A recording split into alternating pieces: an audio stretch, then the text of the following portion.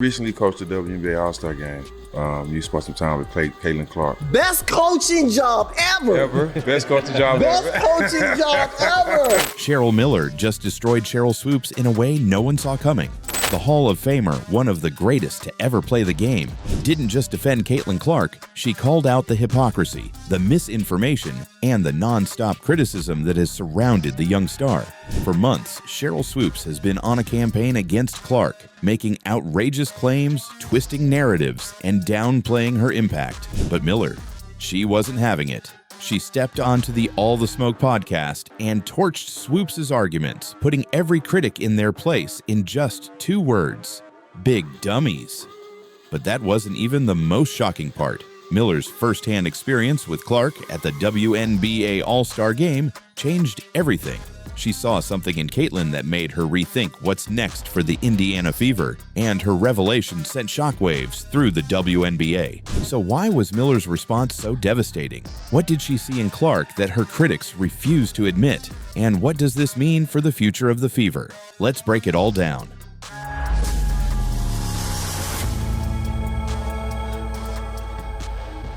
To understand why Cheryl Miller's words hit so hard, we need to look at how this all started, because for months Sheryl Swoopes has been obsessed with Caitlin Clark in the worst way possible. It began with Swoopes pushing a wildly false narrative. She claimed Clark was a 25-year-old playing against teenagers in college, trying to downplay her dominance. The reality? Clark was 22, the same age as most seniors, but instead of owning the mistake, Swoopes brushed it off, acting like it was just exaggeration. Then, she shifted her attack to Clark's shot selection, claiming that Caitlin was a selfish volume shooter who jacked up 40 shots per game. Again, this was completely false. The actual number? 22 shots per game. Caitlin Clark right now probably takes about 40 shots a game. Here we go. I know you like that. Hell yeah. But here's the kicker. Swoopes herself averaged 19 shots per game in college, just 3 fewer than Clark. But it got even worse. When Clark broke the all-time NCAA scoring record, Swoopes tried to discredit it, saying it shouldn't count because Caitlin had an extra year. This isn't just for Caitlin, but you asked me about Caitlin. If you're going to break a record, to me, if it's legitimate, you have to break that record in the same amount of time that that player set it. Yeah, that'll go in the record books as Caitlin Clark is the all-time, whatever it is. I don't even know what the number is, but that's the way it'll be. And I don't think it should be. But once again, this was a lie. Clark broke the record in 4 years, just like Kelsey Plum before her. She didn't even use the extra year of eligibility she was granted due to COVID. And if all that wasn't enough, Swoopes flat out said Clark wouldn't dominate in the WNBA. I know people are like, oh my God, you said she wouldn't be good. But I didn't say she wouldn't be good.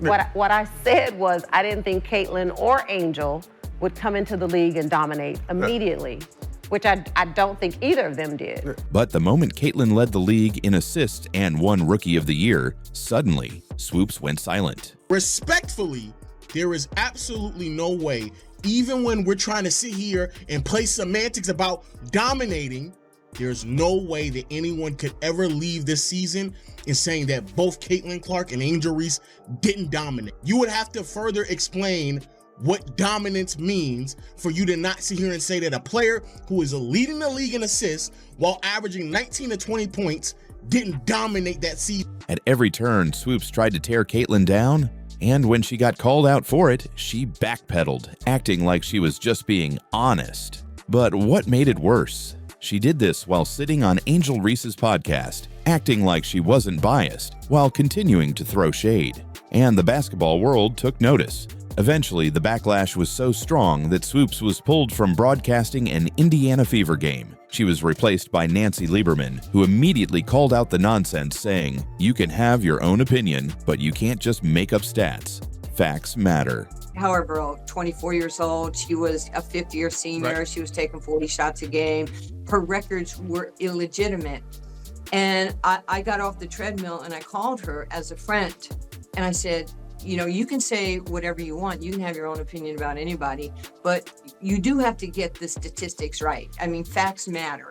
And if you just get ahead of this and just say, hey, I made a mistake on my numbers, then this thing is over and everybody respects you for your opinion. At this point, Swoopes had lost all credibility. But then came the final blow, the moment Cheryl Miller entered the conversation. Miller didn't just clap back at Swoopes, she humiliated her. And what she said about Caitlin Clark, it changed everything. The basketball world had been waiting for someone with real credibility to step in and call out the non-stop attacks on Caitlin Clark. And finally, it happened. When Cheryl Miller walked into the All the Smoke podcast, she wasn't there to play nice. She had seen enough. And in just 2 words, she took down Sheryl Swoopes' entire argument. Big dummies. With that being said, you big dummies, you getting paid now. Right.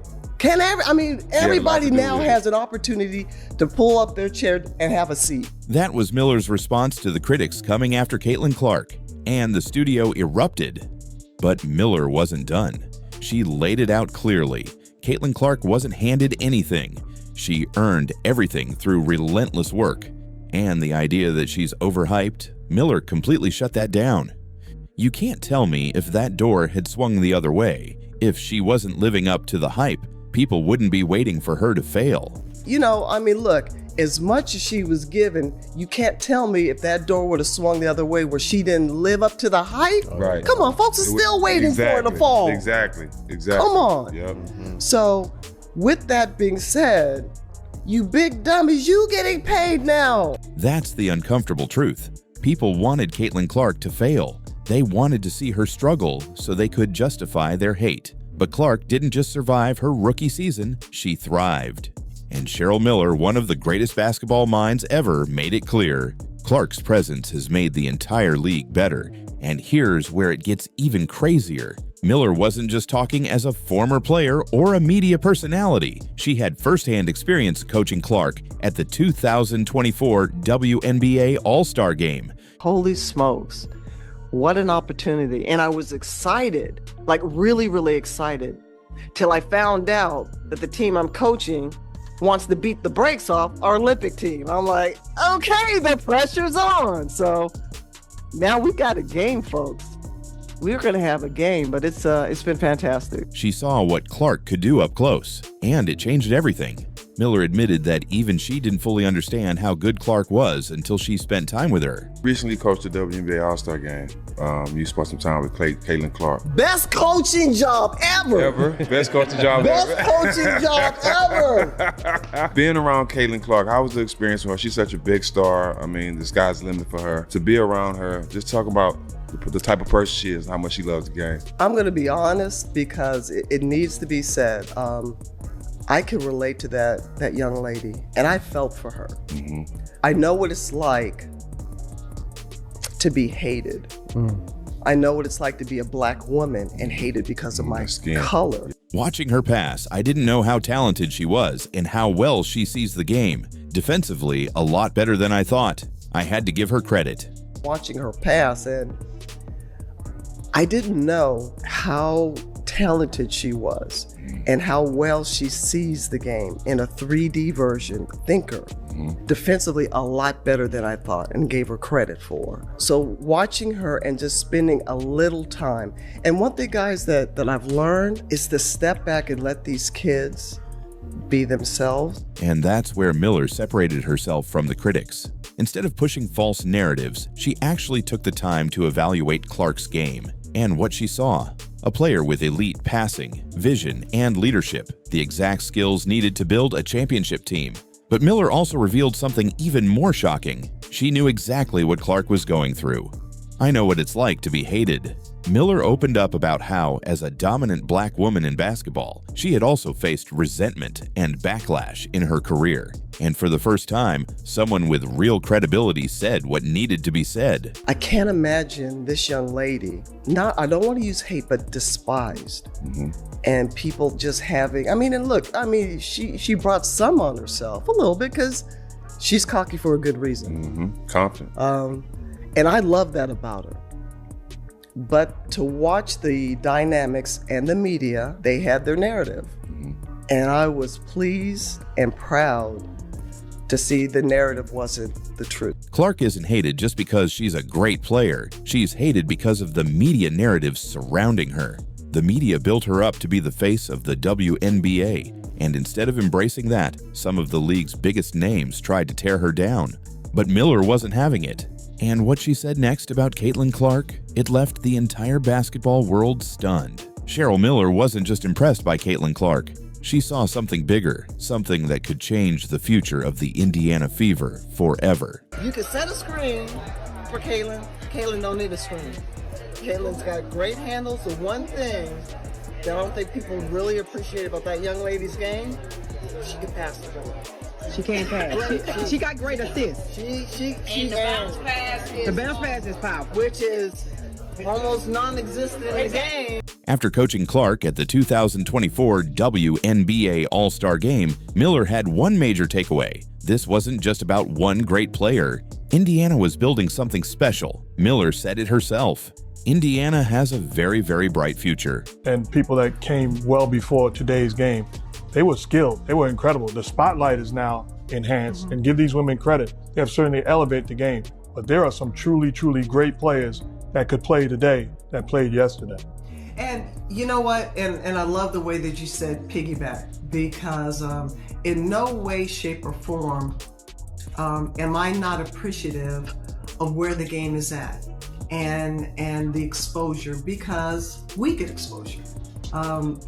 Everybody forgot Lynette Woodard until Caitlin Clark broke her scoring record. And coming from one of the greatest basketball minds ever, that means something. But here's what makes this even more insane. Miller didn't just praise Clark's individual talent, she was blown away by the entire Fever squad. But I will tell you one thing. I'm just glad that these young ladies who are at the upper tier players, I hope and pray that they have a solid foundation. And they know guys, who they are. Because you know how vicious it is out there. Miller admitted she didn't expect their basketball IQ to be this high. She knew they were talented, but the way they understood the game at a deeper level, that's what separates good teams from great ones. And that's why Miller's comments weren't just about Caitlin Clark's success. They were about the Fever's rise as a potential dynasty. What they've done for the women's game from the collegiate level to now, and it's working. And it was only a matter of time. And great narratives, great storylines. But now the bottom line comes down to one thing. It's about basketball. And it's about wins. Think about it. The Fever already have a young core, Aaliyah Boston, Alyssa Smith, Kelsey Mitchell, and now they have Caitlin Clark, one of the best passers the WNBA has ever seen. That's the exact formula for a championship team. And Miller wasn't the only one who noticed. WNBA veterans have already admitted they don't want to face the Fever in the future. Why? Because this team plays fearless. Miller said it best. They share no fear. They're fearless. And that's something no amount of experience can teach. Miller saw it firsthand. She saw Clark stepping up under pressure despite the endless criticism. She saw Boston establishing herself as an elite post player. She saw Mitchell proving she's one of the best scorers in the league. And most importantly, she saw a team that refuses to back down. That's why this is bigger than just Caitlin Clark proving her doubters wrong. This is about the Indiana Fever becoming a real contender. And Miller made it clear, the WNBA better start paying attention. But what she revealed next about Clark's mindset, it changed everything. Cheryl Miller didn't just defend Caitlin Clark, she validated her greatness in a way that no one else has. But it was what she said off the court that might be the most powerful moment of all. After Indiana's first win of the season, Clark was carrying the weight of the world on her shoulders. The expectations, the criticism, the media storm, it was all closing in, and Miller saw it. So she walked up to Clark, gave her the biggest hug, and told her, "I'm so proud of you. Savor this. Use this as a formula, but no matter what, keep being you." He was getting hit with everything left and right, and I just said, I hugged her, I said, "I'm so proud of you." I go, savor this, use this as a formula. I said, but keep being you. I said, no matter what, keep being you. And in that moment, everything changed. Because up until then, Clark had been on her own, dealing with the constant attacks from players, media, and even WNBA legends. But now, she had Cheryl Miller, one of the greatest players of all time, standing by her side. Heavy as a crown. that she's wearing right now. Right. And it wasn't something that she anointed herself. It's something that's been placed on her head, and I hope people understand that. But it's everything that she's dealing with. And Miller made it clear, Clark isn't just a great scorer. She isn't just a flashy passer. She's a once-in-a-generation talent. And what did Clark do in response? She looked Miller in the eye and called her coach. What advice, if any, did you share in that meeting with Caitlin? Because I know that she spoke very highly of you, got great respect for you. I've known Cheryl for a little while now. I think her energy, that's what I love about her. Like, it's just contagious, and it's fun. That moment wasn't just about respect. It was about passing the torch. Miller sees it. The league sees it. The world sees it. Caitlin Clark isn't just the future of the WNBA. She's its next generational leader. And with her leading the charge, Indiana's rise isn't a question of if, it's a question of when. And when that moment comes, you better believe Cheryl Miller will be watching.